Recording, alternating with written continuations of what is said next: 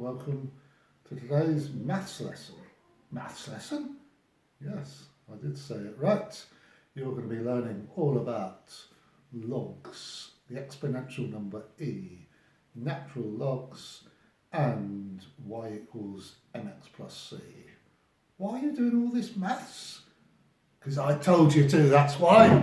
Well, if you want a better reason than that, it's because the next thing we've got to learn about in chemistry, the Arrhenius equation, does require knowledge of these things. Right, first thing I want to do is introduce you to the concept of logs. I want you to just work out the answers to these four sums quickly if you're not actually sure how to go about doing logs. I'll show you. Right, you'll have this button on your calculator, log there. Right, so you literally just press that log button, 100, and then the equals button.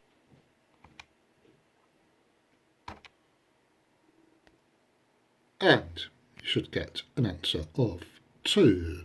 Right, just repeat it for the other 3, please. Right, this is what you should have found. Now, the point of doing all this, though, is to gain you an understanding of what we mean by the log of a number. Simply getting these answers in itself probably hasn't taught you that yet, so let's give you another 4 sums. Okay, work out the answer to these 4. Come back to me quickly when you're done. Right, these are the answers that you should have got. Just a little expansion, especially for non-mathematicians. When you have 10 to the minus 2, it basically means 1 over 10 squared. 10 to the minus 3 would be 1 over 10 cubed, and so on. Right, but yeah, it's all well and good getting those answers. How does this help? Well, it helps if we put the answers to everything we've done together. So, I've done just that. 10 to the power 2 is 100. The log of 100 is 2. 10 to the power 3 is 1,000. The log of 1,000 is 3. You can see the pattern holds. So, pause for a minute. Get it totally clear in your head what the log of a number tells you. Right, it's a little difficult to put it in a fully coherent sentence, isn't it? You can sort of see what it is, but the best that I can do is saying the log of a number is the power by which 10 must be raised to equal that number. So the log of 100 is 2 because 10 must be raised by a power of 2 to get 100. The log of 10,000 is 5 because 10 to the power 5 is 10,000, and so on. Right, well, it's all well and good understanding what a log is. Why do we bother using them? Could be the next question. Well, several reasons why people use them. This is a question probably best answered by mathematicians, but we certainly use them in chemistry in the pH scale, which we'll come on to in topic 5.2. But we also often use them in science when we want to sort of plot graphs where there's a big disparity in the numbers we need to plot on an axis. Imagine you had to plot all these numbers on a graph and scale an axis that could somehow show 0.01 plotted accurately and still have 10,000 on the same scale. It would be impossible to do so. If you had to make each box on a piece of graph paper worth 1,000 to get 10,000 in, how can you possibly plot 0.01 on the same graph and maybe distinguish it from, say, 1? Well, you couldn't. So sometimes we plot graphs with logarithmic scales like that. If you do have a logarithmic scale, of course, each number is 10 times greater than the one previously. After all, if you plot on a logarithmic scale 2, what you're actually plotting is 100, and then if another number that you plot is 3, you're actually plotting 1,000. So every time you raise by one number on a logarithmic scale, you're increasing by a factor of 10. Right, that's enough from me on logs. dogs for now. I've sent you this math skill exercise. Just pause for a minute and answer questions 1 to 3 on it whilst what I've taught you is fresh in your mind. Come back to me when you're done. Right, next thing to look at is the exponential number e. To 3 sig figs is worth 2.72, but what's the significance of this number? Right, first thing to explain is how the value for e is derived, and it's from this sum. You do 1 plus 1 over 1 factorial, 1 over 2 factorial, 1 over 3 factorial, and strictly you've got to carry on to doing that in infinity. 1 over 4 factorial plus 1 over 5 factorial. You never really stop. But that in the end doesn't really matter. I'll show you why in a second. Just want to make sure you can remember what a factorial is quickly first. Right, this is how you derive a factorial. 3 factorial is just 3 times 2 times 1, 4 factorial and so on. Now, if you work out the value of all these things, I've just done it up to 4 factorial. 1 over 1 factorial is just 1 over 1. 1 over 2 factorial, 2 factorial is only 2 basically, so that's 0.5, and then you can carry on like this. If you just do it, just try doing that for yourselves on a calculator. Just check that you can satisfy yourselves that you can calculate 1, 2, 3 and 4 factorial and then calculate e using those numbers, just going up to 1 over 4 factorial, and then work out the total of those numbers. You should actually get that on your calculator. Note it's not quite 2.72 yet. Strictly, the value of e isn't quite 2.72. I know I'd rounded it off. It's actually this. Note it and it can go on for infinity, just like pi, another hugely significant number in maths. But if we look back at these numbers, note how they gradually get smaller and smaller anyway. You've gone down to halving in size, and you're going down to about a third of that size, and this one's down to a quarter of its previous size, and so on. Even if you do 1 over 5 factorial, it then decreases by 5 times. Actually, that is a third of that. This is then a quarter of that, because I've done 1 over 4 factorial. By the time I do 1 over 5 factorial, it's a fifth of this, 0.008. So actually, there comes a point where continuing to do further factorials is going to add such tiny insignificant amounts to e that it really doesn't matter in the end. But anyway, take my word for it. And that e is of that value. But yeah, it's all very well being able to calculate it. What does it mean? Well, you can plot a graph of y equals e to the x. What that strictly means is that if x is 1, y just equals e, so y would be at 2.72. If x is 2, y is e squared up there, and so on. By the time you get to x is 3, y will be e cubed. And you get a graph that's shaped like that. A couple of interesting features of that graph. One is, if you do a tangent to that graph at any point on that graph, then the gradient of that tangent will always just equal, as it shows here, the gradient of the graph will always equal the value of e to the x. So if you do a gradient at x equals 1, then the gradient of the tangent, if you do the tangent at e equals 1, the gradient of that tangent will be e to the power 1. If you did a tangent at x equals 2, the gradient would be e to the power 2.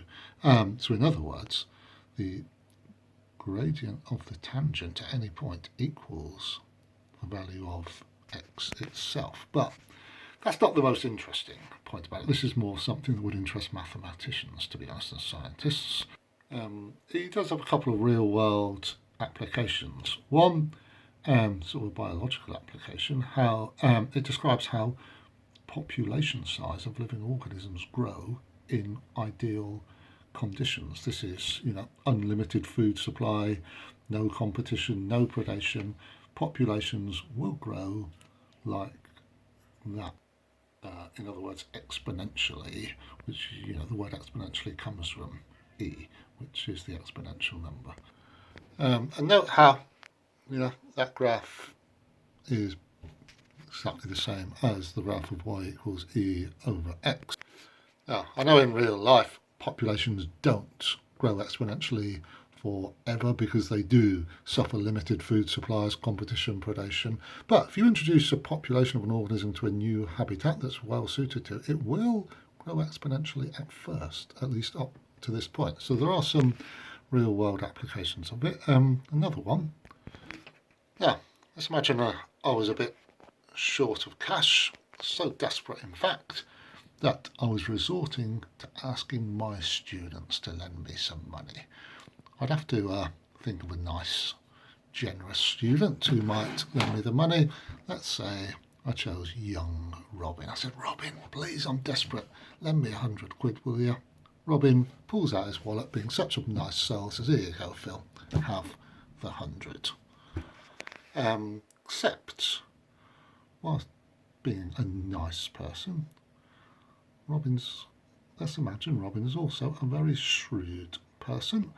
He's not so generous that he doesn't want to make a profit out of this. I say to him, okay, Robin, look, it might take me a while to pay you back. Robin says, that's fine, have a year if you want, but I'm charging you 10% interest on it. I say, yeah, no problem at all. You've still been very generous. So a year later, I've got to pay him back £110, fair enough. But what if Robin actually said, hang on a minute, Phil, actually, instead of me charging you 10% a year, is it okay if I charge you 5% every 6 months? After all, it's the same thing. And let's imagine I said to him, like a naive fool, yeah, that's fine, Robin, 5% every 6 months, that's the same as 10%, isn't it? And we sign a document, shake hands on that, except we're not allowed to shake hands anymore. Now, question is, has Robin pulled a fast one on me or not? If he charged me 5% every 5% interest every 6 months, how much interest in total would I have to pay him? Well, work it out and come back to me when you're done. Well, this is what would actually happen. After 6 months, Robin charges me 5% interest, which is an extra £5. So at this point, I owe him £105, not 100. If after 12 months, another 6 months in other words, he then charges me another 5%. He's charging me 5% of my total debt at this point, which is now £105. He charges me another £5.25 at the 12-month point. So he has gone and scammed me, hasn't he? This way, I'd end up having to pay him back £110.25, not 110. So the little rascal has gone and scammed me. Now, what if he went further? What instead of that he'd actually said to me, tell you what, Phil, let's call it 2.5% every 3 months. How much would I end up paying him this time? Well, actually, if he charged me 2.5% every 3 months, I'd still only end up with an interest payment of £10.38, £110.38. But notice how each time he actually makes the interest payments more frequent. Instead of sort of doing 10% on one per year, he said, well, 3 months is a quarter of a year, so I've quartered the interest payment, 2.5% every 3 months, so 2.5% charged 4 times instead of 10% once. Notice how it increases, but actually the increments start becoming smaller and smaller. What if the little rascal didn't stop there? He said, I'll tell you what, let's just call it 0.83% per month. What would he be charging me then? We'll work it out if you want, but I'll make it that. Notice how actually the returns, or the increased returns, are getting smaller and smaller. He could get an extra 25p there, only an extra 13, he's only getting an extra 5p. What if he didn't stop there? What if it was per week, per day, per second even? Well, in the end, the maximum that he could get out of this from me would be £110.51. He couldn't get any more than that. How would you have got that, by the way? E the power 0.1. 0.1, because 0.1 is 10%. Strictly, sorry, it should be 100 times e to the 0.1. 100, the amount of money borrowed, 0.1 because 10% as a fraction is 0.1. And you could do this. This is what's called compound interest, by the way. When you sort of divide the interest into ever increasingly smaller periods, but divide the rate by those same periods. So, as I said earlier, if you're going to pay it per year, if you divide a year into 4 periods and divide the interest rate by 4, this is what's called compounding the interest. You could go to infinitely smaller periods of time and compound the interest each time, if it was £200 borrowed at an interest rate of 5%, it would be 200 times e to the 0.05 and so on. Anyway, so that's another sort of application of e. You could always work out the maximum compound interest you could get using e. What on earth has all this got to do with chemistry anyway, you might be asking? Well, I'll answer that by looking at something called a natural log. Right, to calculate e, by the way, I should probably show you this. On most calculators, it will be shift ln. We can see the little e to the right there. If you want e itself, you just put 1, so e to the power 1, and you get the number like that. But of course, you can do it to any power you want. Shift ln to the power 2,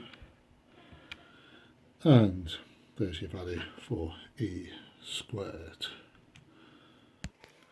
Right, just to get you used to doing e calculations, just quickly calculate the answer to these 4, please. It will also help us to understand what's meant by natural log doing these 4. So write out your answers. Okay, hopefully you got those answers easily enough. Now, next exercise. Right, it helps to write them like this. I want you to work out 4 natural logs here. Note how I'm getting you to do the natural log of the answer each time. As I say, it helps to write them in line with the others. In terms of actually calculating, it's this time just a matter of pressing the ln without pressing the shift first. ln, so you got ln 2.72, and the answer pretty much 1. Okay, do the other 3 quickly.